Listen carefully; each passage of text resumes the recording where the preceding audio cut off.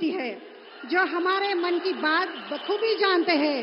विश्व के सबसे बड़े लोकतंत्र के सबसे लोकप्रिय नेता, जिनका ध्येय है परम वैभवशाली भारत, जिनका संकल्प है विकसित भारत, जिनकी सोच है एक आत्मनिर्भर भारत, ऐसे प्रधानमंत्री माननीय श्री नरेंद्र जी मोदी। जय श्री राम, मोदी जी को जय श्री राम।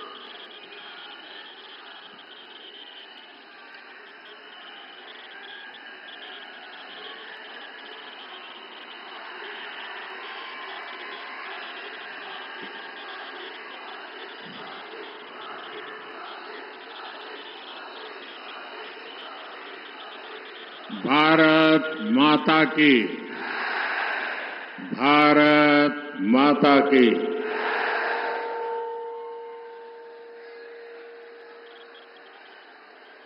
परभणीकरांना माझा राम राम। संत जनाबाईच्या या नगरीला आणि देवी प्रभावतीच्या नगरीला माझे कोटी कोटी वंदन।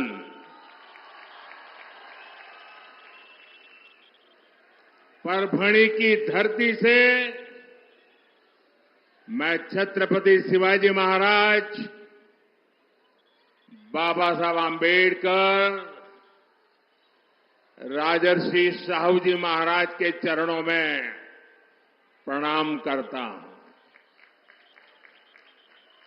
इस धरती पर साईं बाबा जैसे अनेक संतों के चरण पड़े, इसलिए परभणी का आशीर्वाद ईश्वरीय आशीर्वाद से कम नहीं है। कल पहले चरण के मतदान के उत्साहजनक रुझानों के बाद अब परभणी का ये प्रेम बता रहा है, इतनी विशाल जनसंख्या और इतनी बड़ी तादाद में माताएं बहनें,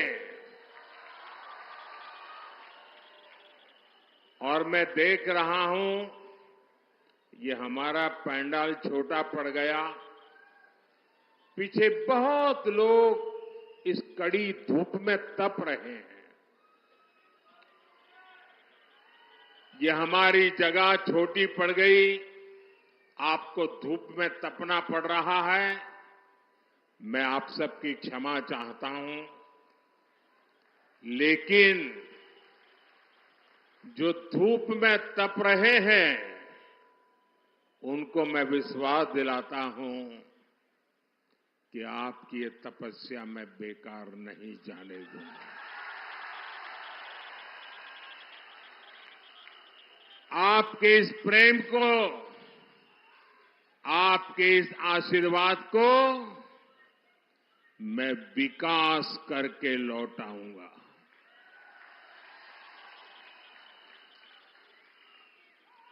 ये जो चारों तरफ एक ही स्वर गूंज रहा है, एक ही आवाज आ रही है, फिर एक बार, फिर एक बार, फिर एक बार। साथियों, 2024 का ये चुनाव केवल सरकार बनाने के लिए नहीं हो रहा। इस चुनाव का लक्ष्य है भारत को विकसित बनाना, भारत को आत्मनिर्भर बनाना। इसलिए 2024 के चुनाव के मुद्दे सामान्य मुद्दे नहीं है। हर मुद्दा महत्वपूर्ण है, हर कदम महत्वपूर्ण है, हर संकल्प महत्वपूर्ण है। और इसलिए ये पहला चुनाव है जिसमें भारत को दुनिया की तीसरी सबसे बड़ी अर्थव्यवस्था बनाने के लिए ये चुनाव है। ये चुनाव है जिसमें हमने पिछले टर्म में चंद्रयान की सफलता को देखा है। ये इस चुनाव के बाद 140 करोड़ देशवासी गगनयान की सफलता भी देखेंगे। ये पहला चुनाव है जब सेना के हथियारों से लेकर कोरोना की वैक्सीन तक लोग आत्मनिर्भर भारत की सफलता की हर कोने में चर्चा कर रहे हैं। सिर्फ 10 वर्ष में देश ने विकास की एक लंबी दूरी तय कर ली है। 2014 में जब मैं पहली बार लोकसभा का चुनाव लड़ रहा था, उस समय चुनाव में क्या बातें होती थी, अखबार किन बातों से छाए रहते थे, टीवी पर किन बातों की चर्चा होती थी, तब बात होती थी आतंकी हमलों का डर, आए दिन बम धमाकों की खबरें और हमारे वीर जवानों की शहादत की पीड़ा, यही छाया रहता था।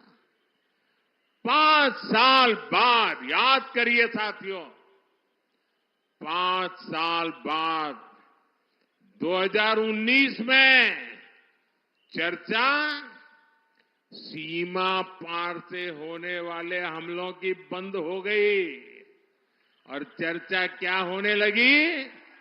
Surgical strike. ये तो मोदी है, घर में घुस के मारता है। ये चर्चा होने लगी कि नहीं होने लगी? शौर्य की ये धरती महाराष्ट्र भी सर्जिकल स्ट्राइक की बात सुनकर गर्व से भर गई थी। आप मुझे बताइए, हिंदुस्तान का कोई ऐसा नागरिक होगा जिसको गर्व न हुआ हो? कोई नागरिक होगा जिसको गर्व न हुआ हो? गर्व हुआ कि नहीं हुआ? हर किसी को गर्व हुआ कि नहीं हुआ? साथियों, एनडीए सरकार सबका साथ, सबका विकास के मंत्र पर काम करती है। कोई भी जाति हो, कोई भी पंथ हो, हमारी सरकार सबके लिए काम करती है। यहां परभणी में बिना भेदभाव करीब 40,000 गरीबों को पक्के घर दिए गए हैं।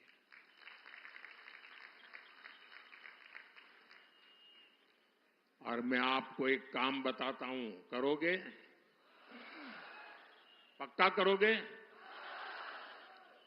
देखिए, ये जो जिनको घर मिले है कौन? या तो ओबीसी समाज के लोग हैं, या तो दलित समाज के लोग हैं, या तो आदिवासी समाज के लोग हैं। यही लोग थे, वो वंचित रह गए थे। और मैंने इतना सारा किया है, लेकिन अभी जब आप लोगों के घर जाएंगे, गांव में जाएंगे, और कहीं कोई इक्का दुक्का जिसको अभी घर मिलना बाकी हो, कोई इक्का दुक्का जिसको गैस का कनेक्शन मिलना बाकी हो, नल से जल मिलना बाकी हो, तो मेरी तरफ से उनको बता देना कि मोदी की गारंटी है, तीसरे टर्म में आपका काम भी हो जाएगा। ये बताओगे? मेरी तरफ से गारंटी दोगे? आप ही मेरी गारंटी हो, करोगे ना? मेरे लिए तो आप ही मोदी हो, तो घर घर जाके बताओगे ना? देखिए, आज परभणी के 12 लाख से ज्यादा गरीबों को बिना भेदभाव मुफ्त राशन मिल रहा है, ताकि गरीब के घर का चूल्हा जलता रहे, बच्चे भूखे पेट सो न जाएं, मां की आंख से आंसू न बहे। इसलिए मोदी 12 लाख परिवारों को यहीं पर मुफ्त राशन दे रहा है, आने वाले 5 साल भी देता रहेगा। आज परभणी में 17 जन औषधि केंद्रों में बिना भेदभाव सभी को 80% डिस्काउंट, 80% छूट पर दवा मिल रही है। यहां बिना भेदभाव 1.25 लाख से ज्यादा महिलाओं को उज्ज्वला गैस कनेक्शन दिया गया है। परभणी में आज 75% से ज्यादा घरों में नल से जल आने लगा है। इतना ही नहीं, एनडीए सरकार ने परभणी के 9 लाख से ज्यादा पशुओं को मुफ्त टीका भी लगाया है। कोई भी सरकार ऐसे तभी काम करती है जब वो गरीबों के प्रति संवेदनशील हो, सबकी चिंता करती हो। मैंने गरीबी की जिंदगी को जी है। मैं भी आप ही की तरह पिछड़े परिवार में से आ रहा हूं, इसलिए गरीब का दुख भली भांति समझता हूं, और इसलिए मैंने तय किया, जो मैंने सहा वो देश के किसी गरीब को नहीं सहना पड़े।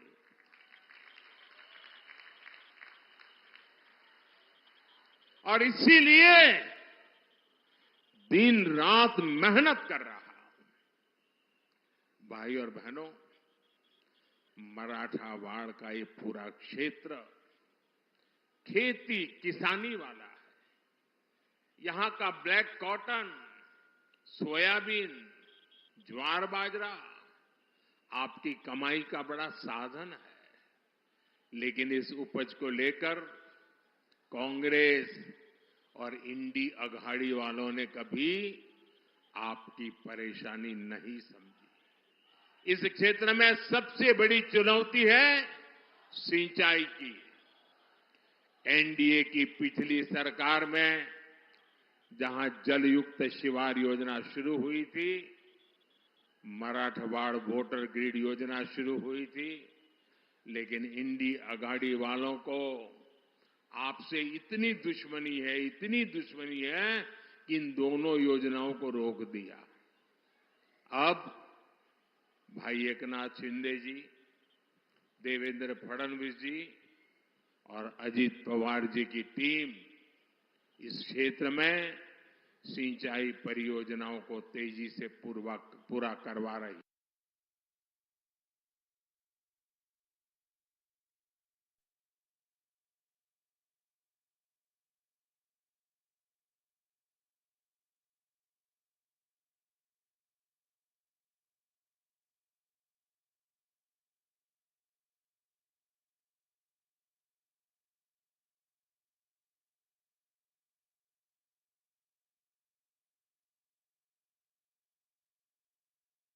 के समय किसानों को फसल बीमा की रकम मिलना असंभव था, लेकिन एनडीए सरकार ने सिर्फ एक जिले परभणी में ही किसानों को फसल बीमा के 1,500 करोड़ रुपए दिए हैं।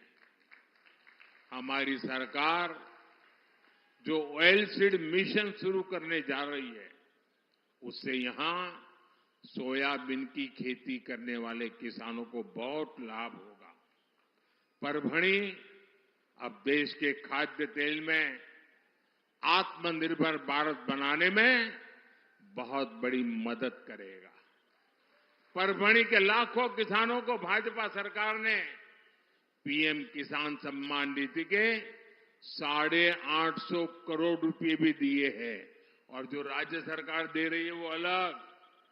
अमरावती में बनने वाले टेक्सटाइल पार्क का भी यहां के कॉटन उत्पादक किसानों को बहुत फायदा होगा। साथियों, मोटे अनाज श्री अन्न को पौष्टिक तत्वों को ध्यान में रखकर हमारी सरकार बड़े पैमाने पर श्री अन्न को बढ़ावा दे रही है। सुपर फूड है, हम दुनिया में पहुंचा रहे हैं। आपके यहां का ज्वार बाजरा केवल महाराष्ट्र और देश को ही नहीं बल्कि पूरी दुनिया को पौष्टिक लाभ देगा। साथियों, मोदी के लिए आपके सपने ही मेरे संकल्प है। इसलिए हम समस्याओं के समाधान के लिए ठोस काम करते हैं, ठोस काम में भरोसा करते हैं और ठोस काम को पूरा करने के लिए मेहनत करते हैं। हमारा मराठवाड़ा खुद इसका सबसे बड़ा उदाहरण है। हमने क्षेत्र के लिए आधुनिक इंफ्रास्ट्रक्चर पर फोकस किया। परभणी में 5 अमृत स्टेशनों का विकास हो, मड़मान नांदेड़ रेल लाइन के परभणी सेक्शन का दोहरीकरण और इलेक्ट्रिफिकेशन हो, बाला साहब ठाकरे समृद्धि महामार्ग हो या फिर शक्तिपीठ एक्सप्रेस वे हो, ये इंफ्रास्ट्रक्चर आज परभणी और मराठवाड़ा की तस्वीर बदल रहे हैं। जालना में 250 एकड़ के ड्राई पोर्ट का निर्माण भी हो रहा है। इससे भी इस पूरे क्षेत्र के किसानों को लाभ होगा। साथियों, एनडीए सरकार के अगले 5 वर्षों के लिए हमारी पार्टी ने अपना संकल्प पत्र जारी किया है। ये संकल्प पत्र मोदी का गारंटी कार्ड है। अगले 5 वर्षों के लिए मोदी की गारंटी है कि हम देश में गरीबों के लिए 3 करोड़ नए घर बनाएंगे। अगले 5 वर्ष के लिए अब हम देखते हैं कि आजकल हर परिवार में बुजुर्ग माता पिता, दादा दादी, चाचा चाची, नाना नानी हर परिवार में होते ही हैं, क्योंकि अब आयु लंबी हो रही है। और जो बेटा कमाता है या बेटी कमाती है, उसके लिए अपने बुजुर्ग मां बाप को संभालना कोई मुश्किल काम नहीं होता है, कर लेते हैं। लेकिन अगर कोई बीमारी आ गई तो फिर परिवार में सबके लिए दिक्कत होती है कि अब पैसा बुजुर्गों के लिए कितना खर्चा करें, बच्चों के लिए खर्चा कितना करें। एक प्रकार से उसके सारे सपने भूल जाते हैं। और इसलिए मोदी ने तय किया कि मेरे सभी परिवार के जो लोग रोजी रोटी कमाने के लिए मेहनत करते हैं, उनका बोझ मैं कैसे कम करूं। और इसलिए हमने 70 साल की ऊपर के जितने भी बुजुर्ग हमारे देश में हैं, 70 साल की उम्र के हर बुजुर्ग माता पिता को उनकी बीमारी में अब इलाज का काम जिम्मेवारी मोदी का रहेगा, आपके इस बेटे की रहेगी। 70 साल से ऊपर के हर किसी को आयुष्मान योजना का लाभ मिलेगा।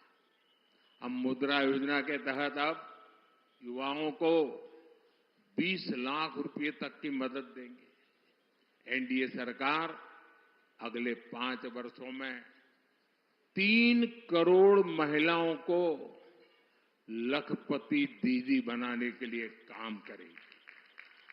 और इन सारे प्रयासों को हमारी जो महाराष्ट्र की त्रिपुटी है, शिंदे जी, फडणवीस जी, अजित पवार जी, उनकी सरकार और तेजी से आगे बढ़ाएगी। साथियों, विकसित भारत, विकसित महाराष्ट्र के बीच आपको इंडी अघाड़ी से बहुत सतर्क रहना है।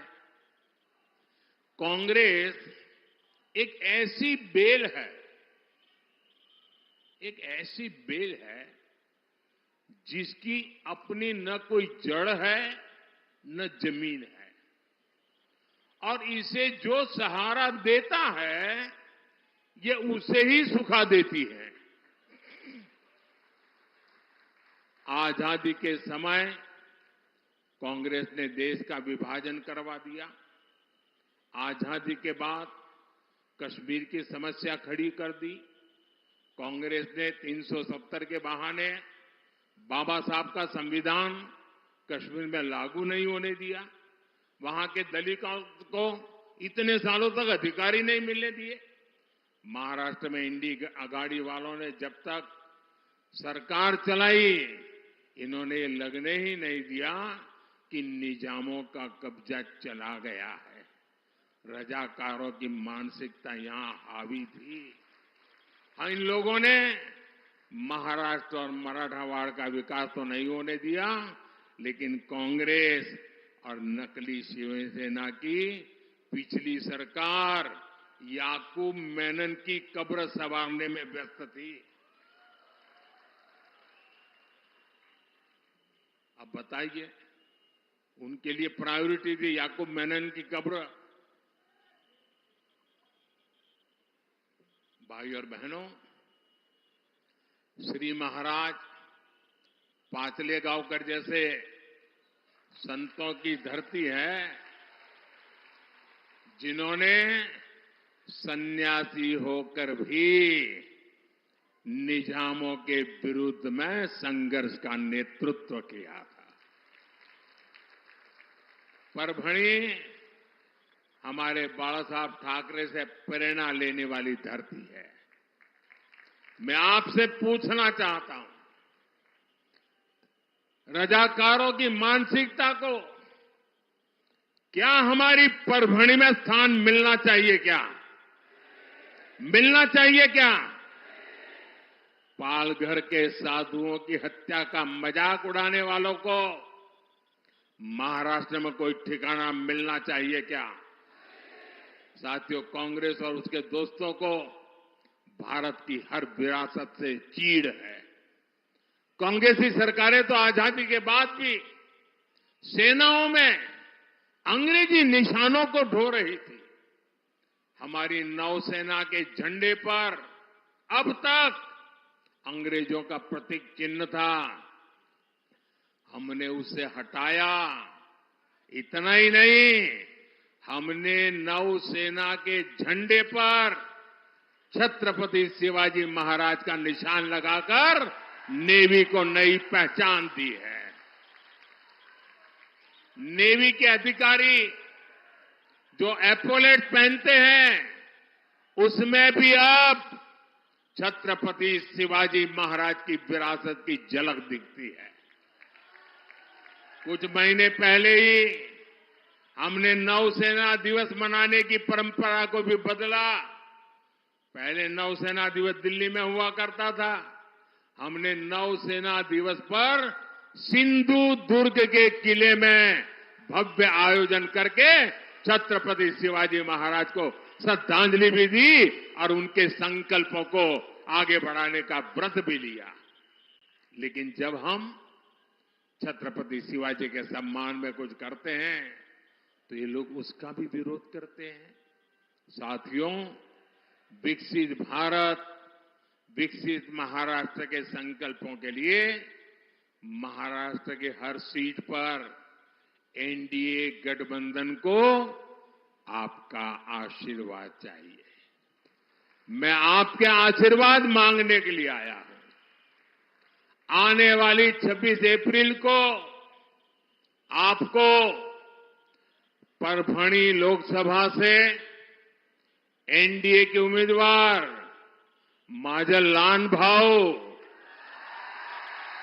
महादेव जानकर उनको विजयी बनाना है। और ये है वो पार्लियामेंट में आकर के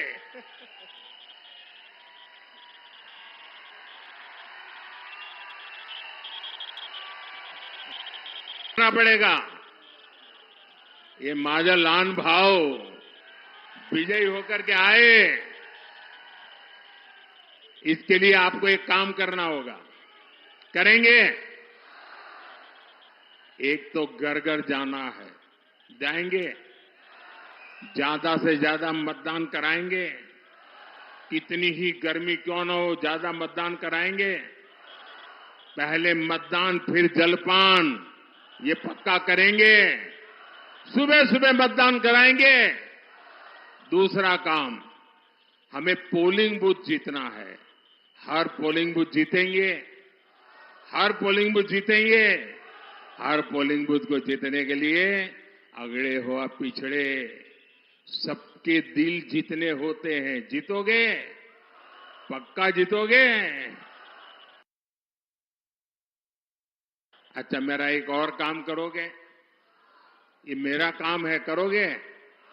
मोदी का काम है, महादेव का नहीं है। करोगे? पक्का करोगे? अच्छा,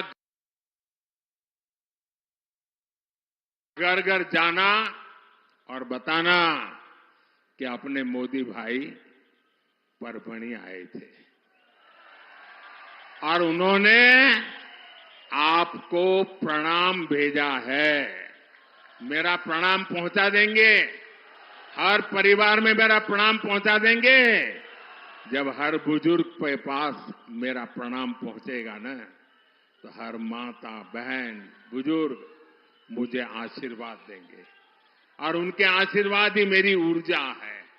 उनके आशीर्वाद मुझे देश के लिए दिन रात दौड़ने की ताकत देते हैं और इसलिए ये मेरा पर्सनल काम है। करेंगे ना? जरा हाथ ऊपर करके बताइए, करेंगे ना? मेरे प्रणाम पहुंचाएंगे ना? बहुत बहुत धन्यवाद। मेरे साथ बोलिए, भारत माता की, भारत माता की, भारत माता की। बहुत बहुत धन्यवाद।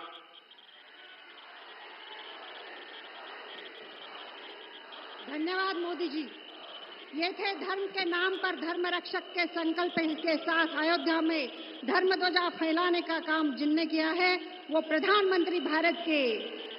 जय श्री राम, जय श्री राम।